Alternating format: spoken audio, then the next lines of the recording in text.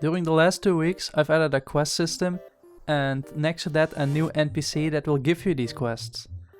Next to that I've set up a Steam page, which I will show you right after the intro.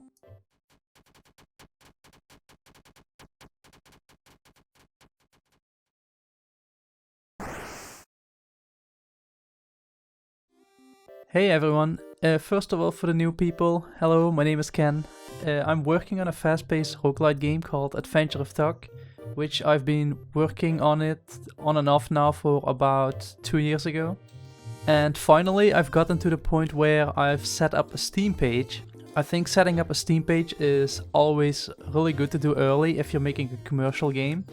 That is of course so people get notified on time that your game exists, and they can already wishlist your game. Wishlists are of course really appreciated. I would love it if you would wishlist a game if you're interested in playing it one day, because wishlisting is free of course, and it helps me out a ton with the Steam algorithm.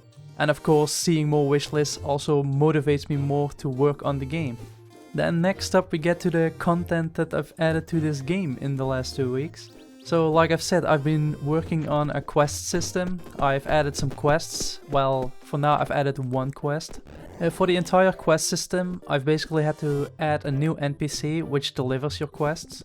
And the point of these quests is actually to make exploring more fun. For example, the quest that I've added now is that Tuck has to save the knight, which can upgrade your weapon. And of course to do that he has to explore and find the knight first, which makes exploring more fun in my opinion.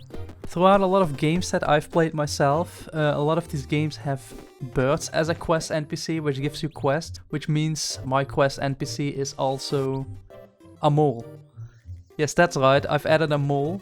Her name is Molly, and I really love the way she turned out. Yes, that's another thing, NPCs actually got names now. I've added a system where the NPCs will have names, which gives the NPCs, of course, more personality. And these names are really easy to remember, because for example, it's Molly the Mole. It rolls off the tongue like it's nothing.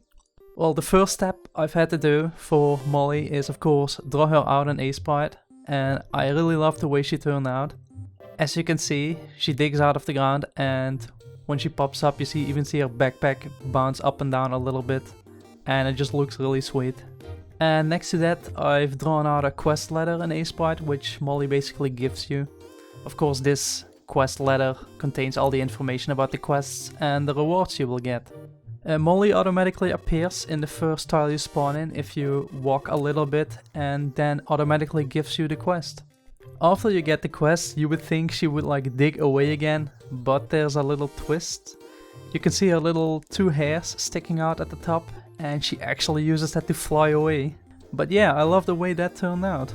The quest you've gotten also automatically appears in Tuck's book, so you can always look back at it again if you, for example, accidentally click it away or forget what you had to do. So the first quest is that you have to save the knight, and once you finish the quest, like the quest says, you have to defeat all the monsters around the knight and talk to the knight. And once you talk to the knight, you basically automatically finish the quests and you get rewarded appropriately, and a little pop-up appears that you finish the quest. I'll be adding one main quest for each biome, like I've said before, which actually has to be finished before you can advance. Like for example, in the first one you'll be saving the knight, and the knight's purpose is upgrading your weapon, and you don't only want to do that in the first biome.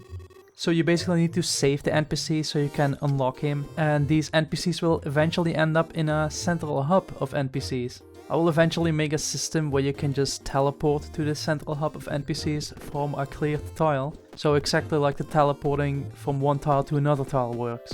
Next to that I might end up still adding a couple of little side quests that are not necessary to do, but of course these will reward you with some experience and some currency. Well, that was already again the end of the video. I really hope you enjoyed it. I would really appreciate it for you to like and subscribe, as it really helps me out a lot, and next to that it motivates me to work even more. Thanks again so much for watching, and hopefully see you in the next devlog.